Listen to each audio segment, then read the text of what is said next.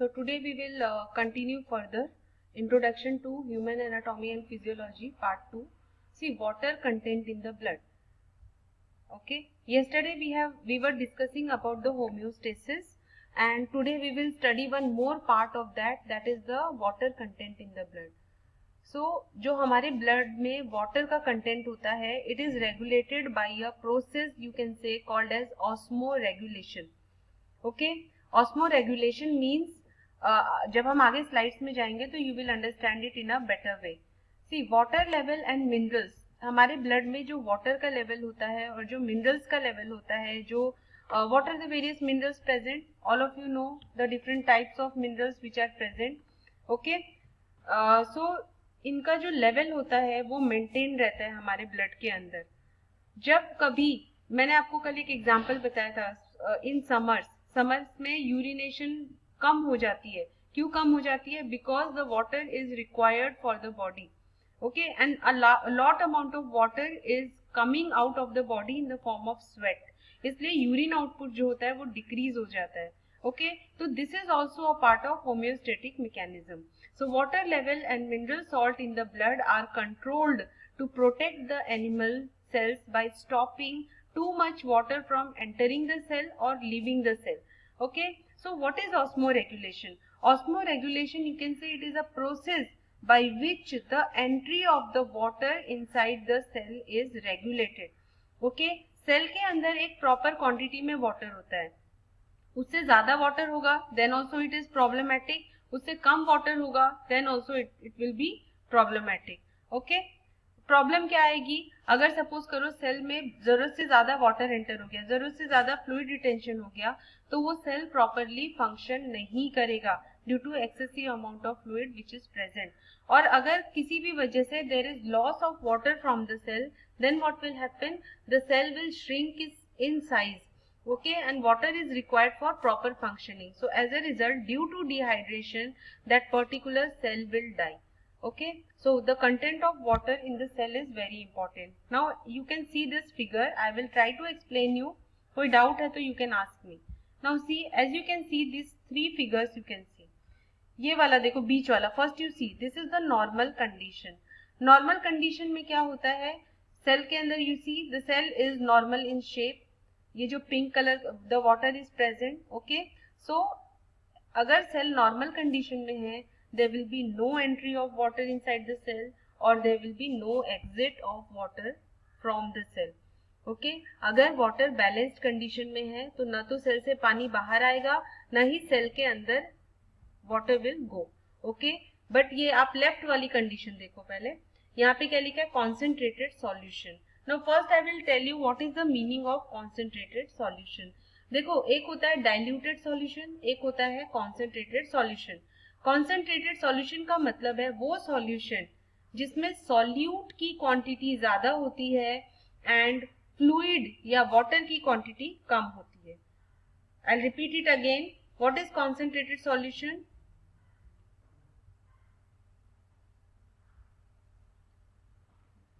What is concentrated solution? Concentrated solution is the solution, याद रखो आप, जिसमें वाटर की क्वांटिटी कम होती है. और सॉल्यूट, व्हाट इज सॉल्यूट? जो भी हम उसके अंदर डिसॉल्व करते हैं उसकी क्वांटिटी ज्यादा होती है, उसको हम बोलते हैं कॉन्सेंट्रेटेड सॉल्यूशन. ओके, नाउ ये जो हम कॉन्सेप्ट पढ़ रहे हैं, we are studying about the movement of water. Understood all of you? तो all of you know this is a natural phenomena that anything moves from the region of high concentration to low concentration. ये natural phenomena है. आप सबको पता है कि कोई भी चीज ज्यादा क्वांटिटी में अगर प्रेजेंट है, it moves to the area where low concentration is present. जैसे I will give you one very good example. देखो, जो एयर फ्लो होती है, हवा जो बहती है, वो कहाँ से बहती है? जहाँ पे एयर का प्रेशर ज्यादा होता है, वहां से वो ऐसे एरिया में जाती है जहां पे एयर का प्रेशर कम होता है. So it is a natural phenomena. Understood?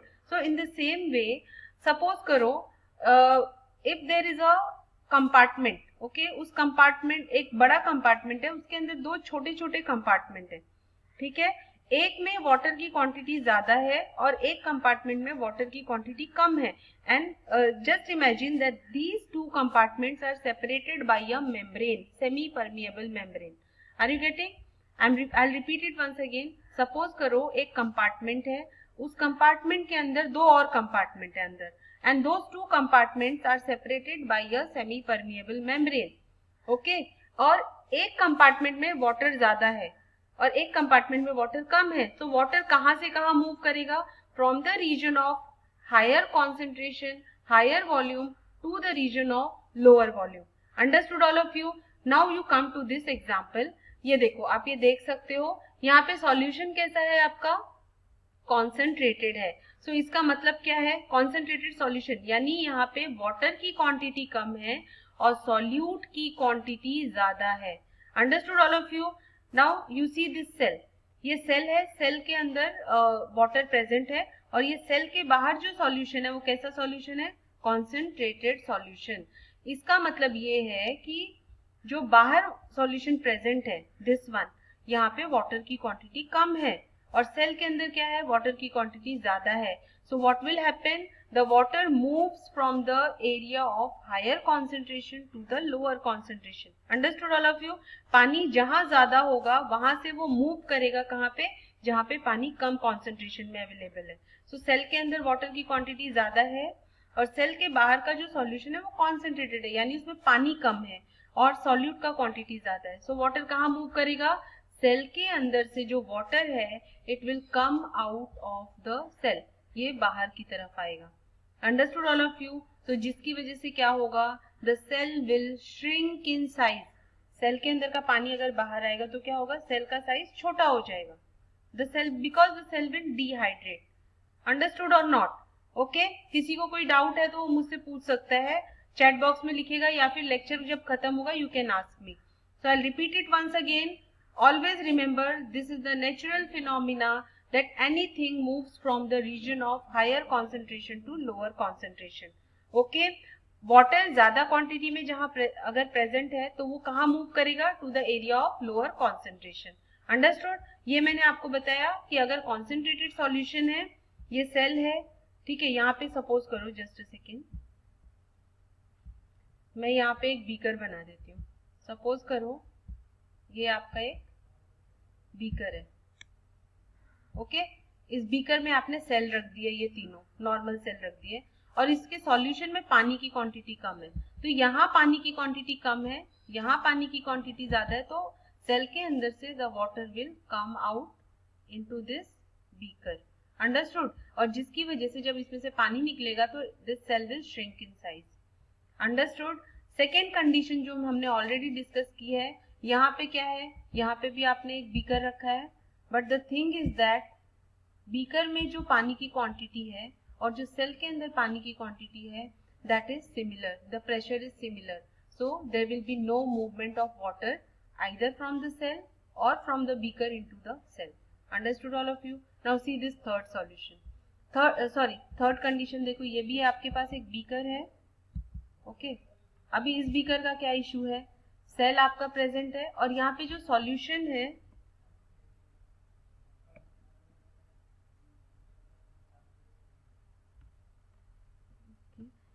Solution है वो आपका डाइल्यूटेड है. डाइल्यूट यानी पानी की क्वांटिटी यहाँ ज्यादा है as compared to the solute. आप सबको पता है, केमिस्ट्री में आपने पढ़ा होगा कि व्हाट इज सॉल्यूशन. सॉल्यूशन मतलब क्या होता है? सॉल्यूशन में दो पार्ट होते हैं, एक होता है आपका सॉल्यूट और एक होता है आपका सॉल्वेंट. सॉल्यूट किसे बोलते हैं? जो हम डिसॉल्व करते हैं. और सॉल्वेंट किसे बोलते हैं? जो आपका लिक्विड मीडियम होता है. Yes, I think there is some network issue. Okay, just a second. Okay, just a second, I will change my place.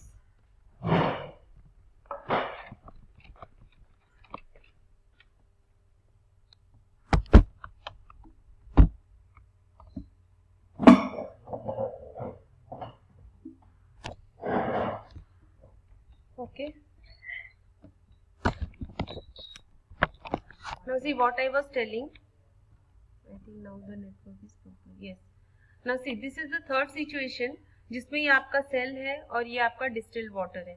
So here what is the condition? The quantity of water is more in this beaker. Understood all of you? So यहाँ पे क्या होगा, यहाँ पे कहाँ water की entry कहाँ होगी? The water will move from this beaker inside the cell, क्योंकि बाहर जो solution present है उसमें water की quantity ज़्यादा है. So as a result cell का क्या होगा? Cell will increase in size and it will burst. देखो, the cell will burst. Okay, so or it will undergo lysis. So these are the three conditions. ये आपको exam में पूछते हैं कि अगर सॉल्यूशन कॉन्सेंट्रेटेड है and if you are keeping the cell in a concentrated solution, then what will happen to the cell? So आपका answer क्या होगा? If we put the cell in a concentrated solution, the cell will shrink in size because the water will come out of the cell. Okay, when we are keeping the cell in a dilute solution, the water will enter inside the cell and as a result the cell will increase in size and it will burst. Okay, so I think you have understood these three conditions. Okay, see this, the same thing is explained here. If the concentration of water is the same inside and outside the cell, okay, if the concentration is same, then there is no net movement of water into or out of the cell. The cell remain in the normal state. As you have seen in the last slide, ये slide में हमने देखा, ये बीच वाला जो condition है, it is the normal condition in which the quantity of water is same inside as well as outside the cell, so there will be no movement of water and the stability will be maintained. Second condition, if the water concentration is too high outside the cell, then the water enters the cell by osmosis. तो ये कौन सी condition बताई है आपको? ये third condition बताई है कि अगर वाटर की क्वांटिटी सेल के बाहर ज्यादा है, then water will enter inside the cell by the process of osmosis.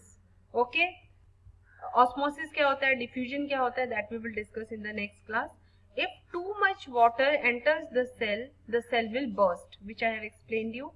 If the water concentration is too low outside as compared to inside of the cell, then the water leaves the cell by osmosis and this causes the cells to shrivel. Shrivel मतलब होता है shrink, तो आप shrink भी लिख सकते हो. Okay, so ये तीनों कंडीशन आपको मैंने बताई है. The movement of water takes place by the process called as osmosis. Okay, now we come to the next slide. ये आपको मैंने ये प्लांट का बताया है. प्लांट में भी सेम कंडीशन इज देयर. ठीक है, water can move in and out of the plant cell by osmosis in the same way that it can in animal cell. जैसे एनिमल सेल में वाटर का मूवमेंट होता है, in the same way plants में भी water का movement होता है.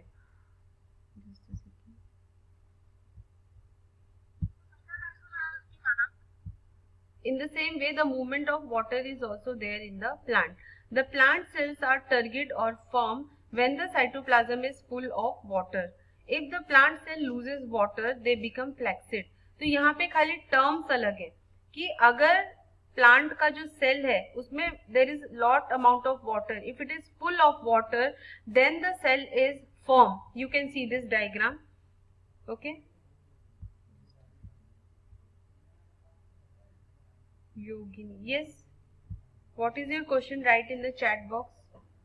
तब तक ये डिस्कस करते हैं हम. See, these are the two plant cells. ये आप देख सकते हो, ये पहला वाला जो सेल है इसको हम बोलेंगे टर्गिड सेल. टर्गिड सेल क्यों बोल रहे हैं हम? क्योंकि देखो इसका साइज कैसा है, it is very firm. Okay, पानी भरा हुआ है इसलिए वो फर्म है. और whereas you can see this cell, यहाँ पे क्या है, ये साइटोप्लाज्म श्रिंक हो गया है, तो इसको क्या बोला है यहाँ पे, this they become flaccid, the cytoplasm shrinks away from the cell wall. तो इस कंडीशन को आप बोलोगे flaccid in case of plants and इस कंडीशन को आप बोलोगे turgid. ओके, अगर प्लांट सेल से बहुत ज्यादा पानी निकल जाएगा तो प्लांट्स कैसे हो जाएंगे, वो मुरझा जाएंगे. Okay, see this diagram I have shown you, it is there in the next slide. See this, ये जो प्लांट है ये फॉर्म दिख रहा है आपको, ये स्टाउट खड़ा है, it is standing straight, it is stout plant, क्योंकि इसमें पानी की क्वांटिटी सफिशिएंट है. The cytoplasm of the cell is full of water. Whereas if you will see this diagram, see this, ये मुरझा गया है क्योंकि पानी की कमी हो गई है इसको. Okay, so this is about the osmotic movement.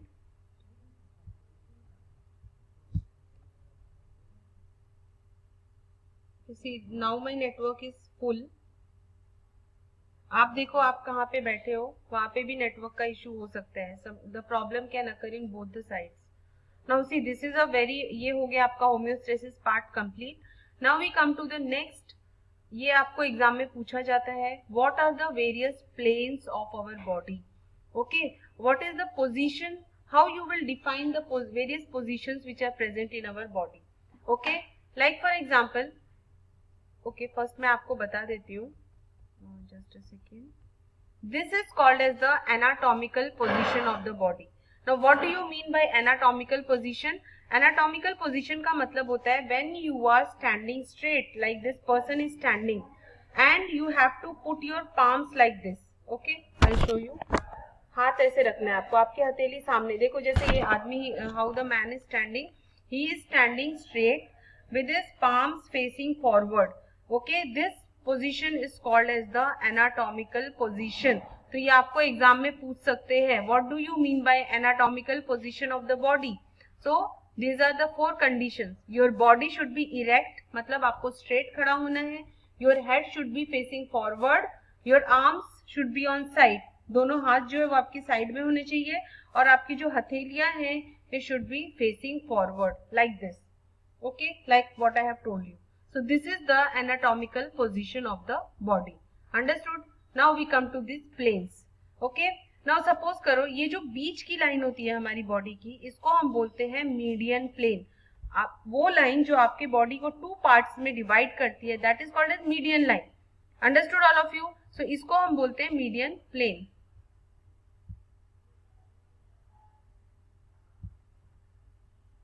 See, my network is full. I have changed my place. You check your place also. Okay, or I will share this video in Google Classroom, so you can go through it once again. Okay, the same video I'll be sharing with you.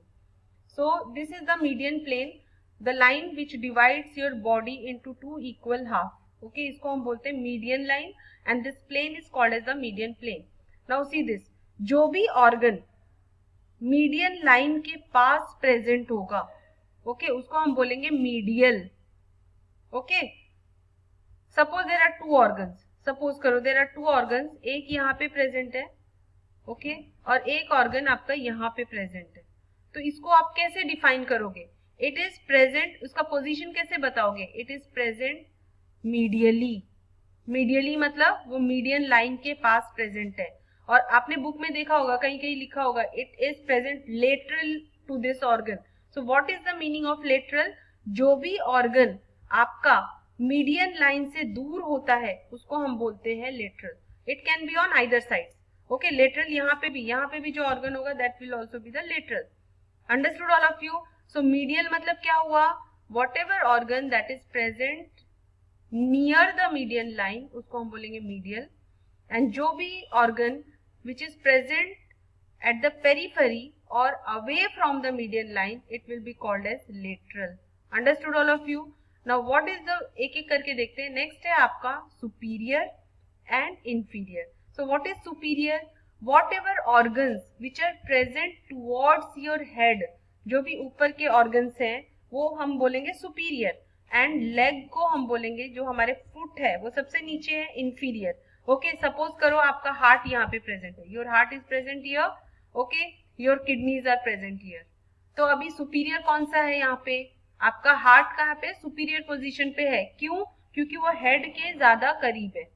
Understood all of you? तो जो भी organ ऊपर की side होगा उसको हम बोलेंगे superior, और जो नीचे की साइड होगा that will be called as inferior. जो median line, suppose this is my median line, so मेरा जो ईयर है वो कहाँ पे है?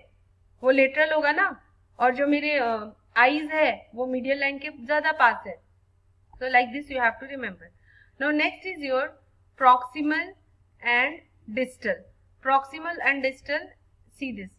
सो if your hand is there, proximal and distal का क्या मतलब है? Suppose you are standing in this way, so your hand proximally, okay. So ये जो सुपीरियर इंफीरियर जो टर्म है, it is applicable to your entire body.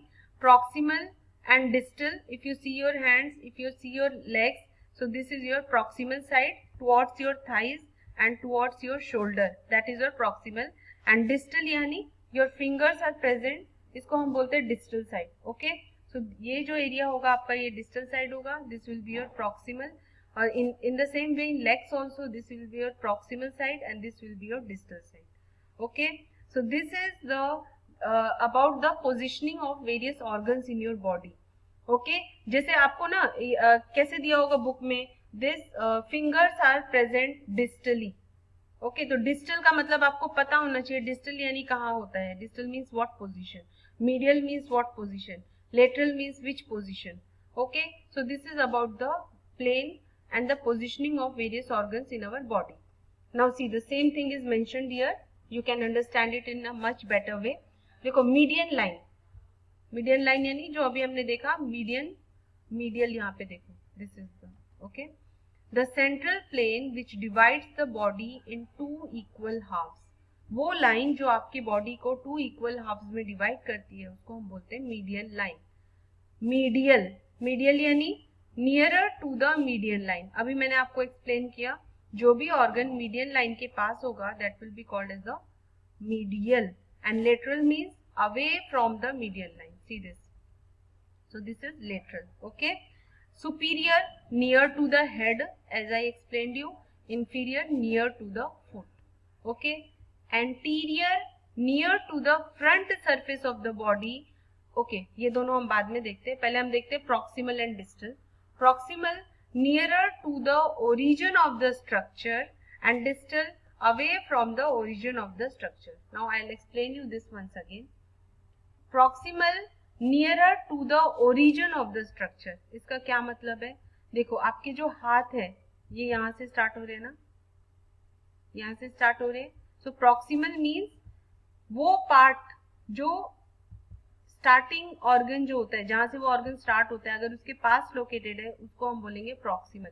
Distal means देखो अगर आप अपना हाथ देखोगे, if you see your hand, तो दिस इज, यहाँ से मेरा हाथ स्टार्ट हो रहा है, तो दिस ये जो एरिया ये प्रॉक्सिमल एरिया होगा, क्योंकि ये एरिया जो है ये मेरे जहां से इस हाथ का ओरिजिन हो रहा है वहां उसके पास है.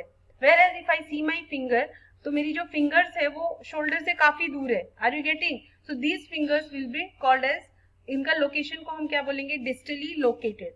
वेयर एज ये जो ऊपर का area this is proximal area. Are you getting? अगर मैं आपको बोलूं कि एल्बो डिस्टल एरिया में लोकेटेड है या फिंगर्स, तो क्या बोलोगे आप? Elbow is located near the proximal. Okay, elbow is proximal and fingers are distal. Are you getting? So what is proximal? Proximal nearer to the origin of structure. देखो अब दूसरा एग्जांपल देख लेते हैं. जैसे ये आपका पैर है, यहाँ से स्टार्ट होता है, ठीक है. Your legs are starting from here actually, thighs वगैरह से. तो ये जो भी part origin of the structure के पास लोकेटेड होगा उसको हम बोलेंगे प्रॉक्सिमल. और देखो आपके जो फुट है वो कहाँ लोकेटेड है? They are located very away, very far, they are very far away from the this area जहां से आपके पैर ओरिजिनेट हो रहे. Are you getting? तो उसको हम बोलेंगे distal. So I think you have understood what is proximal, what is distal. Okay. Now superficial and deeper. Superficial means nearer to the skin surface. ये मेरी स्किन है, स्किन के नीचे जो पार्ट होगा उसको हम बोलेंगे superficial, जो स्किन के पास होगा. और एकदम अंदर का जो पार्ट होगा that will be called as deep. Okay. Now हमारा एक लास्ट रह जाता है anterior and posterior. So what is anterior? Nearer to the front surface of the body, and posterior means nearer to the back surface of the body. What is the meaning of this? Okay, ये suppose करो आपकी body है, okay, this is your body.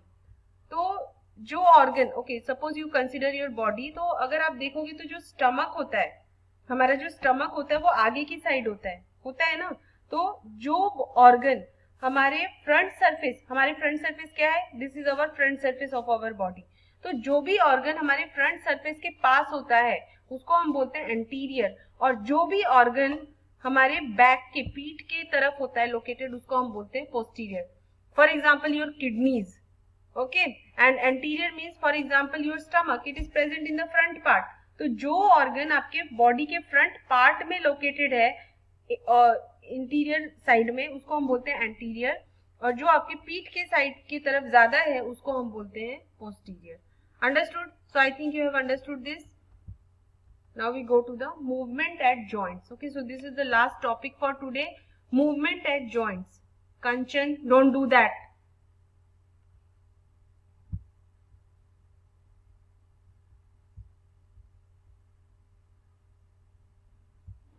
Just a second.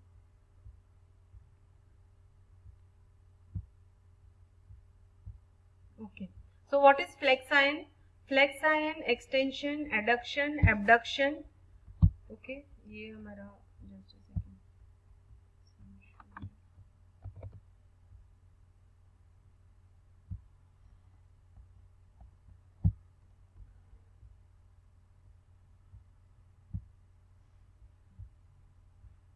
Okay. So these are the different movement at joints. Joint कैसे हो गया, जैसे आपका ये एल्बो हो गया, आपके नीज हो गए, आपका शोल्डर हो गया, तो किस किस टाइप के मूवमेंट्स होते हैं ये आपको एग्जाम में पूछा जाता है. What is flexion? A movement where similar surface come near to each other. This reduces angle between two bones. I will explain you. Suppose this is my hand. Okay, ये मेरा हाथ है, ठीक है, ये मेरे ओके लाइक दिस. सो अगर मैं अपने हाथ को ऐसे मूव करूं, ओके, तो क्या हो रहा है, जो मेरा ये पार्ट है, this part up to elbow, and जो ये पार्ट है, ये दोनों पास आ रहे हैं. Are you getting? Like this they are coming together. See this.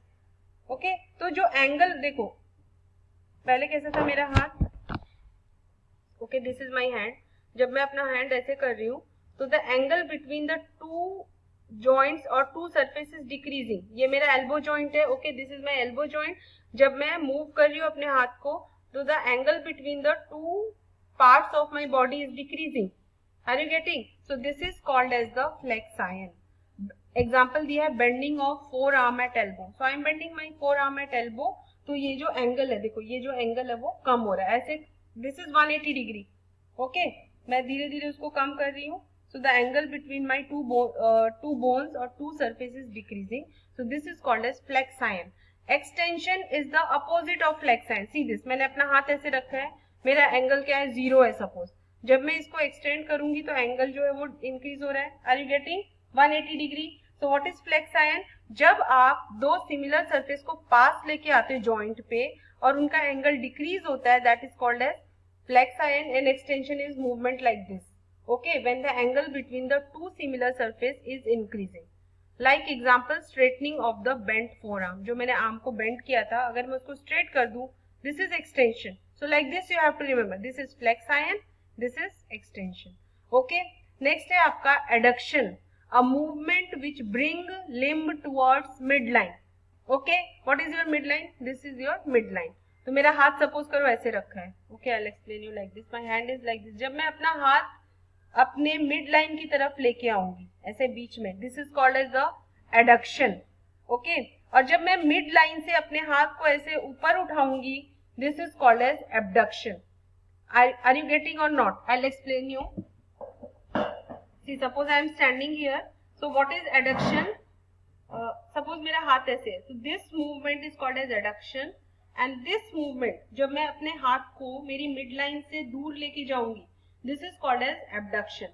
Okay, मैं आपको flex ion फिर से बताती हूँ. Suppose करो this is my entire hand. Okay, you can see it. Okay, I'll have to move like this. When I am moving my hand like this, so the angle between my two bones is decreasing. So this is called as flex ion. When I am extending my hand, this is called as the extension. Okay.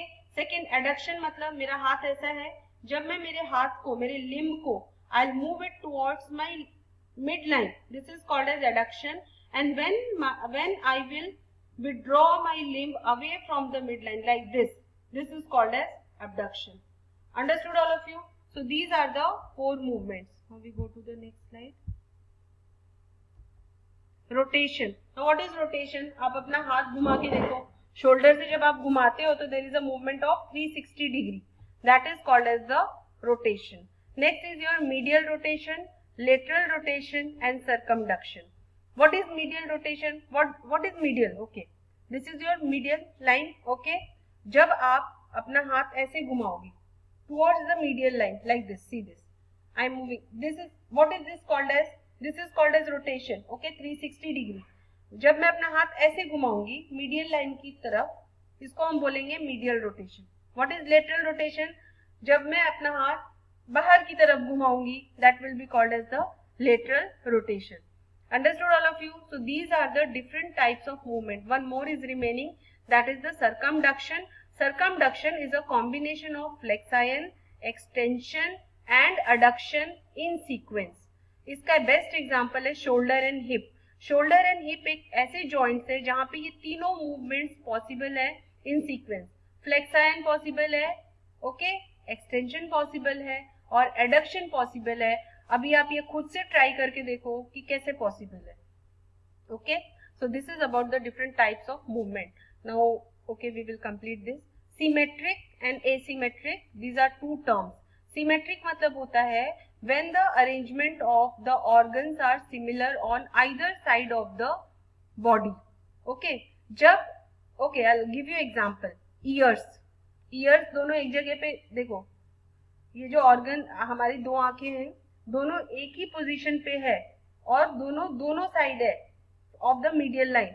So when the arrangement of the organ is similar on both the side, उसको हम बोलते हैं symmetric. तो years भी हमारी same जगह पे located है, दोनों साइड पे एक एक है ना ईयर, तो ये क्या हो गया सिमेट्रिक. लंग्स भी हमारे दो होते हैं, एक राइट साइड एक लेफ्ट साइड, तो सिमेट्रिक है. फिर आप अपने हाथ ले लो, दो हाथ है, तो जब when the arrangement of the organs is similar on either side of the body is called as the symmetric. Asymmetric यानी when the arrangement of organ is only on one side of the body. एक ही organ है तो एक ही side में रहेगा ना. आपका हार्ट ले लो, हार्ट एक ही रहता है ना, बट हार्ट जो होता है वो समवॉट मिडिल में लोकेटेड होता है. स्प्लीन एक ऑर्गन है जो लेफ्ट में रहता है और वो एक ही होता है तो वो लेफ्ट में रहता है, तो that will be called as asymmetric. Okay, lever कहाँ पे होता है, राइट साइड में होता है. ओके, तो ये दो एग्जांपल है एसिमेट्रिक के, और सिमेट्रिक का एग्जांपल है ear, eyes. I think you have understood this. Next we come to cytology. What is cytology? मैंने आपको पहले ही बताया था. लॉजी जो वर्ड है it is coming from the logos. logos का मतलब होता है स्टडी, साइटो मतलब होता है cell. so what is cytology? the study of the cells is called as cytology. what is histology? histos का मतलब होता है टिश्यू and logos का मतलब होता है स्टडी. तो histology is the study of tissue. osteology, osteo मतलब होता है bones, logi मतलब होता है स्टडी, तो osteology is the study of bone. in the same way myology is the study of muscles. Arthrology is the study of joints. Splanchnology is the study of organs. Neurology is the study of nervous system. Okay, so that is all for today. I think that is over. Okay, ये एक देख लेते हैं. I think this is the last slide. Organization of human body, ये भी आपको 2 marks में पूछते हैं. So all of you know this. सबसे पहले atoms and molecules होते हैं. These atoms and molecules are made up of hydrogen, oxygen, nitrogen and carbon. all of you know that these atoms and molecules combine and they form the structures like देखो जो protein होता है all of you know it contains nitrogen. okay, carbohydrate में इन सब में hydrogen oxygen सब रहता है. ओके, सो इन सबको मिला के क्या बनता है, सेल बनता है. एटम मॉलिक्यूल्स को मिला के सेल बनता है. सेल्स मिला के क्या बनते हैं, टिश्यू बनते हैं. The tissue combined together to form the organs, and these organs, one or more type of organ, they combine together to form the organ system, and these organ system makes entire human being or entire organism. So this is called as the organization of human body.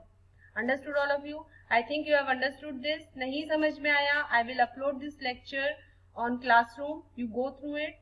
उसके बाद भी कोई doubt है, you can ask me. Okay? तो आज मैं आपको 3 Google form भेजने वाली हूँ. 2 अभी भेजूंगी, एक बाद में भेजूंगी. आपको 1 घंटे जब आपका लेक्चर हो जाएगा, आज आपका प्रैक्टिकल नहीं है, so after the lecture I will be sending 3 Google form. वहां पे आप क्विज भी है that you have to attend and send it to me within 1 hour. Understood all of you? So I am stopping it now. Thank you so much for your patient hearing.